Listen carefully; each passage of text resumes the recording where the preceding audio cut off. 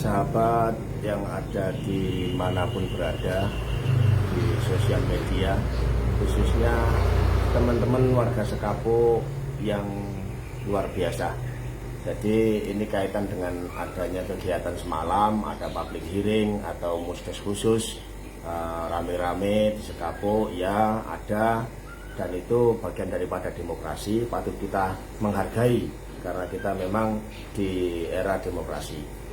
Terus adapun yang jadi pembahasan yaitu terkait keberadaan patung di dua wisata ikon itu, patung Begawan, dan juga terkait masalah gaji yang gajinya komisaris dan juga haki yang saya perhatikan menonjol sampai sorak-sorai, kayaknya harus saya sampaikan di sini. Jadi yang jelas kita ngikuti regulasinya. BUMDes itu PP nomor 11 tahun 2021. Sementara kami menata BUMDes itu sejak diamanati setelah 100 hari. Dan saya rasa paham semua teman-teman, lebih-lebih yang di depan itu yang bawa mic semua. Seingat saya ya, saya tawari semua ketika saya sudah terpilih, kebetulan itu teman-teman saya semua. Ada yang bilang saya fokus di partai, ada yang bilang saya mau megang perusahaan, ada yang bilang saya akan di yayasan, ada yang bilang saya bukan KTP Sekapo. Dan itu alasan-alasan, dengan alasan akhirnya kita memahami semuanya dan tetap saya harus melangkah. Karena teman-teman saya sibuk semua ketika saya sudah terpilih. Dan ketika melangkah itu tahun 2018, tidak ada istilah gaji 19 juta, tidak ada uang apa yang dipakai. Terus kemudian tahun 2019 sama, tidak ada uang apa yang mau dipakai. Nah kemudian tahun 2020 ya Mbok Yao 2019 kita benahi BUMDesnya. Masa lupa kita hutang awalnya itu untuk apa ya, untuk membenahi. Jadi kepala desa itu ada dua posisinya. Satu sebagai kepala desa yang ada di balai desa, membawai para perangkat untuk memberikan layanan yang terbaik, tercepat. Itu. Terus kemudian bicara sumber daya alam, kita supaya bisa mengelola dengan maksimal, kita kembangkan kekuatan ekonomi lokal dengan membangun BUMDes yang sehat. Di situ sebagai pimpinan penasihat yang ada di BUMDes. Dan itu pun kita pakai secara administrasinya setelah tahun 2021. Masa lupa Pak Direktur, sampean dulu gaji 450.000 sampai diganti jadi 4.500.000 atau 4 juta itu ya. Nanti angkanya sampean lah yang tahu, karena mekanismenya di BUMDes itu adalah bendahara yang disetujui direktur. Itu bicara untuk kegiatan ADART-nya ada. Terus kemudian diruntut kembali kalau bicara terkait masalah gaji 19.500.000. Masa lupa Pak Dir, bagaimana tahun 2020 kita semua ad hoc dalam artian sementara karena mengingat SDM-nya sulit. Kan yang hebat-hebat itu kita tanya semua, tidak ada yang mau. Nah 2019 itu posisinya kita baru membangun Setigi. 2020 sampean direktur dan jabat di Setigi, saya kepala desa dan jabat direkturnya, manajernya Setigi. Pak Sekdes menjabat Sekdes sekaligus menjadi kepala bagian keuangan di Setigi, dan juga para kasih. Sudah pernah saya sampaikan itu hari. Terus kemudian ketika ada yang mengaitkan uang Setigi dipegang Bu Kades, apa benar atau hoax gini, ya sampaikanlah ceritanya itu bagaimana. Ketika kepala bagian keuangan Pak Sekdes itu sakit kena COVID-19, itu semua uang itu diambil oleh BUMDes, saudara direktur dan HRD. Setelah itu baru ada terkait Pak Dir sendiri, kesehatannya juga kena COVID waktu itu. Sementara pembangunan KPI terus kita lakukan pembangunan. Dan yang kita sepakati di sana waktu itu, ada uang berapa, 20, ada uang 50, harus kita bangunkan dulu dan kita bayar. Kita bangun, kita bayar. Jadi di sini tujuan saya, jangan sampai ada uang nandon, baik di BUMDes maupun di Pemdes. Kita action langsung, jadi jangan sampai tertandon supaya nanti menjadi fitnah. Itu ada di laporannya setiap tanggal 1. Makanya di sana kita selalu bayar sekian sampai totalnya sekian dalam akhir bulan. Terus kemudian ada juga yang semalam itu bendara tidak pernah pegang uang. Ya jangan berhenti di situ, sampaikan tidak pernah pegang uang karena uangnya itu di rekening desa. Di rekening desa, kalau tidak ada keperluannya tidak diambil karena itu dana transfer, bahaya gitu. Dan sekali lagi saya jelaskan di sini, saat saya menjabat 1 periode, hanya 1 kali saya injakan kaki di Bank Jatim Sidayu. Pertama saya jadi kepala desa, memperkenalkan ini bendara saya. Terus kemudian suatu saat kalau ada pengambilan uang, saya akan cukup memberikan surat kuasa. Sampai saya purna dan bendaranya berganti ke Bu Ana, sama, saya tidak pernah menginjakkan kaki di Bank Jatim. Itu kenapa? Untuk menjaga ini, untuk menjaga tuduhan-tuduhan yang seperti ini. Tolong disampaikan, itu bendara yang seperti itu, supaya clear. Saya kembali lagi ke gaji 19.500.000. Pak Dir, orang yang kita datangkan kemarin itu adalah benar-benar orang yang berpengalaman menjadi direktur di hotel berbintang dan juga berpengalaman di luar Jawa di Bangka Belitung sebagai pimpinan perusahaan. Terus kemudian saya minta dibantu lagi tim ahli untuk keuangan. Ia datang karena saya sadar jangan sampai ad hoc atau double jabatan itu terus berlanjut. Karena saya optimis Sekapuk ini akan bisa lebih baik ke depan. Sehingga apa? Waktu itu mereka datang, bahkan meskipun bukan mereka, kita diteleponkan kawannya, ada yang siap jadi komisaris dan konsultan. Kalau komisaris profesional minta rumah dan mobil plus 35 juta. Terus konsultan minta rumah plus 25 juta. Apa yang disampaikan waktu itu sama ketua BPD almarhum? Apa yang disampaikan sama perangkat yang mungkin semalam itu lupa atau panik atau takut sampai mereka tidak berani bersuara atau bercerita? Yang jelas ada bahasa, daripada dipegang orang luar, lebih baik Pak Kades sendiri menjadi komisaris. Dari situlah mulai saya menjadi Kades dan komisaris. Tapi di situ ketentuannya sesuai ADART, 3 kali gaji direktur. Dan itu pun kita semuanya sudah mufakat saat itu. Regulasi penggajiannya bagaimana? Ini tolong didengar baik-baik. Regulasi penggajiannya 2021 karena ada tunjangan kinerja, itu posisinya ketika berpatokan dengan gaji pegawai Pemdes. Ketika dapat dana transfer 1 miliar bisa dipertanggungjawabkan dengan baik, maka mereka akan mendapatkan ketentuan gaji 5 juta Kades, 3.800.000 Sekdes, itu dan seterusnya. Akhirnya apa? Disinilah kita mengacunya. Kita mengambilnya dari acuan gaji pegawai negara karena kita sama-sama awam. Saya juga bukan orang ahli di situ, makanya saya menyampaikan kepada semua. Sehingga saat ada tunjangan itu kelipatan. Ketika targetnya gaji komisaris segitu, kita ditargetkan 5 miliar. Kita ditargetkan 3-5 miliar. Itu yang saya ingat. Nah, sempat juga ini saya punya cerita Pak Dir, terlepas diceritakan atau tidak, saudaraku Mas Nafi, sampean juga dulu saya tawari sebagai direktur, bahasanya mau pegang perusahaan. Itu di 100 hari saya jabat. Ketika 2021 saya matur kalian jenengan ingat datang ke Setigi sama nyonya, sama putri jenengan, putra atau putri, itu ke Setigi, apa yang saya sampaikan? Sampean dijak noto desa ning gone Bumpes gak gelem. Coba sampean saiki nek gelem, sampean jabat komisaris. Soalnya nek komisaris engko aku mundur. Soalnya direktur wis diisi Pak Asjudi. Saya sampaikan gajinya. Mungkin 10-15 nanti tak komunikasi dengan teman-teman. Nah, saya komunikasikan dengan teman-teman karena pertimbangan jenengan kan hadir, Setigi sudah dibuka. Apa jenengan apa lupa? Cuman targetnya 3-5 miliar untuk pendapatan yang disetorkan ke desa PADES-nya. Sampean jawabnya nanti akan komunikasi dengan keluarga. Berarti tahu sampai waktu itu sudah saya sampaikan kok, tahun 2021. Dan kemudian saya sayangkan ketika ada bahasa di balai desa sekelas Pak RW yang hebat-hebat, yang sepuh-sepuh, sampai kok sama Pak Kades tidak berani, RT sama Pak Kades langsung dijawab tidak berani. Kok rasanya berlebihan.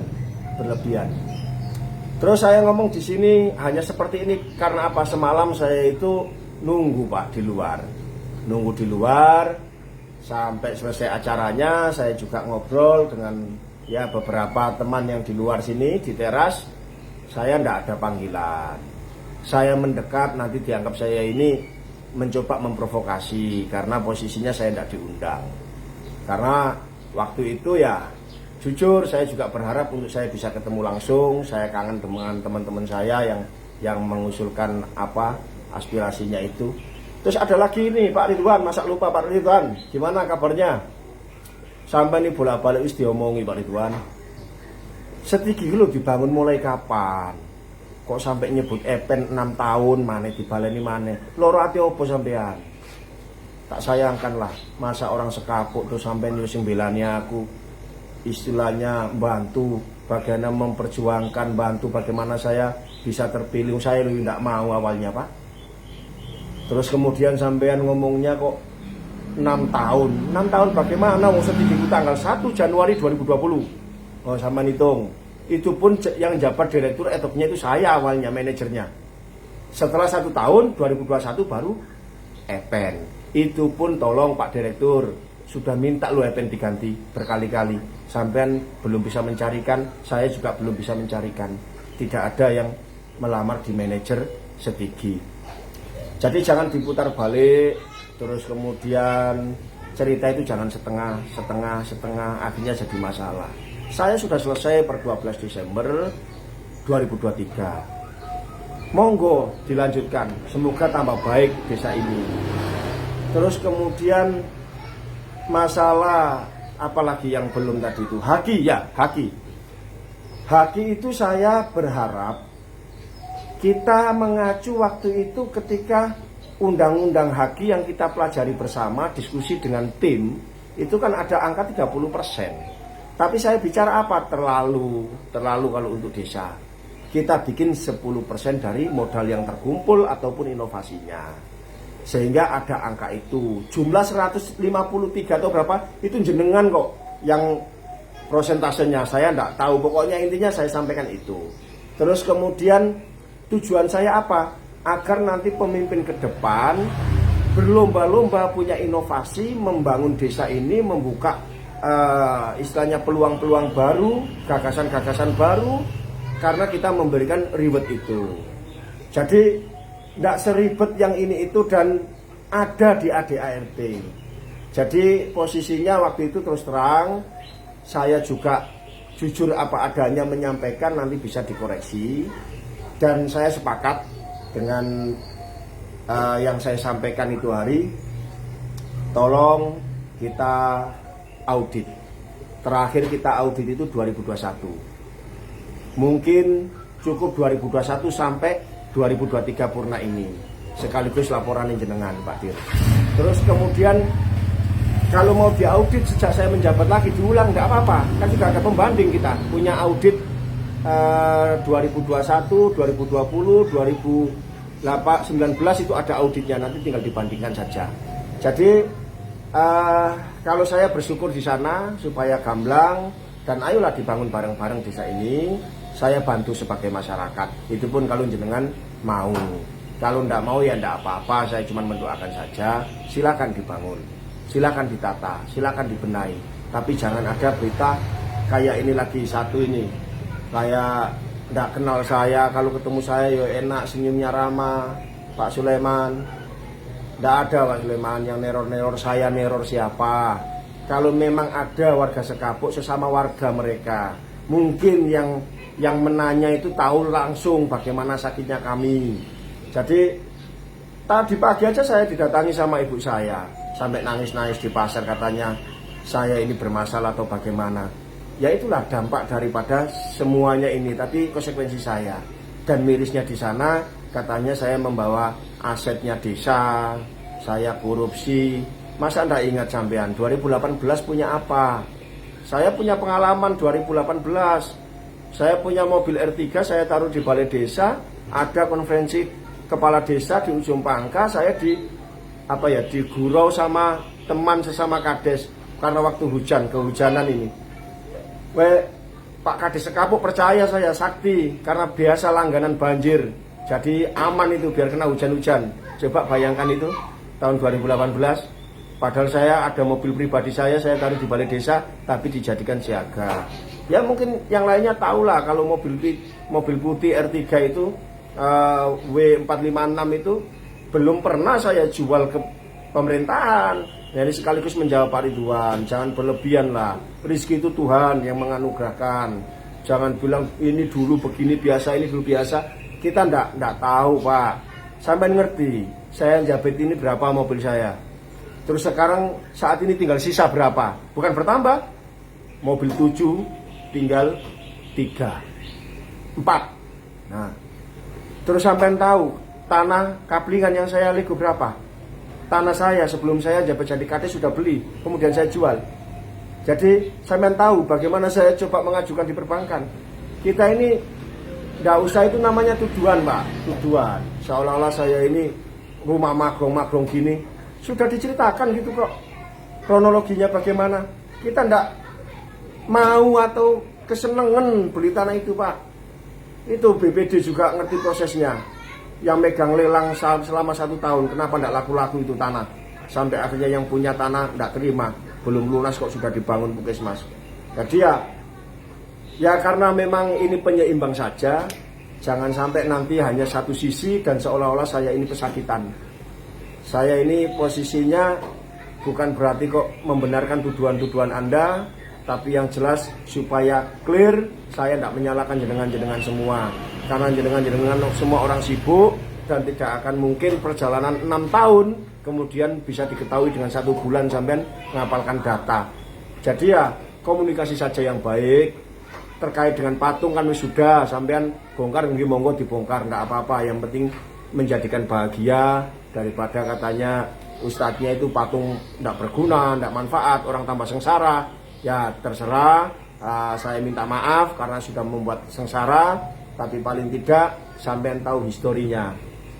Patung saat itu bukan serta-merta kemauan saya pribadi.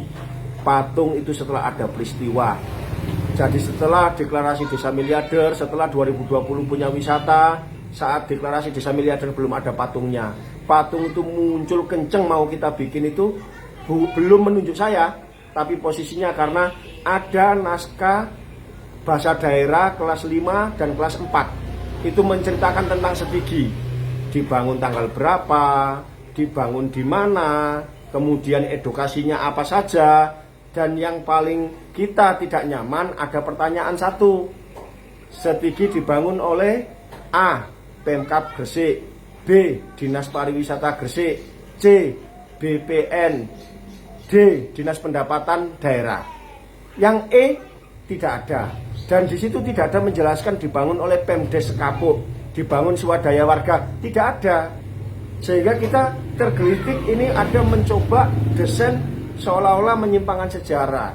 Sehingga teman-teman bagaimana caranya menyikapi ini? Sehingga saat itu diambil simbolis dari masyarakat. Makanya di situ bukan kades, simbolis masyarakat yang kebetulan sebagai inisiator di situ dan teman-teman yang lain tidak mau dipakai. Terus kenapa tidak bikin 5 gini-gini? Bondo Pak Bondo, biayanya apa? Karena itu tahun-tahun segitu banyak yang kita bangun. Jadi cerita jangan setengah-setengah, tuntaskan saja Pak Dir. Kalau lupa tanya, saya tidak apa-apa. Untuk kebaikan desa kita. Saya berpikir itu bukan untuk generasi saya sering menyampaikan generasi ketiga kita. Jangan sampai kita ini istilahnya tidak bisa memberikan perubahan yang positif. Jadi itu yang bisa saya sampaikan. Mudah-mudahan lancar semuanya dan kita semua tanpa terkecuali terhindar dari fitnah. Kalau saya salah, maafkan saya kepada semua warga Sekapuk dan juga sekitarnya dan yang lainnya. Yang jelas saya tidak pernah kok susah ditemui atau lari kemana, tidak. Saya di rumah ya kegiatan bersama keluarga, ya kadang nemui teman, ya ngopi, kemarin juga ngopi, ya seperti biasa, cuman kebetulan belum ketemu sama jenengan-jenengan mungkin. Jadi itu saja yang bisa saya sampaikan. Selamat di tahun penghujung 2023. Semoga tahun 2024 kita semua bahagia, sejahtera, makmur, sentosa. Terima kasih. Assalamualaikum warahmatullahi wabarakatuh.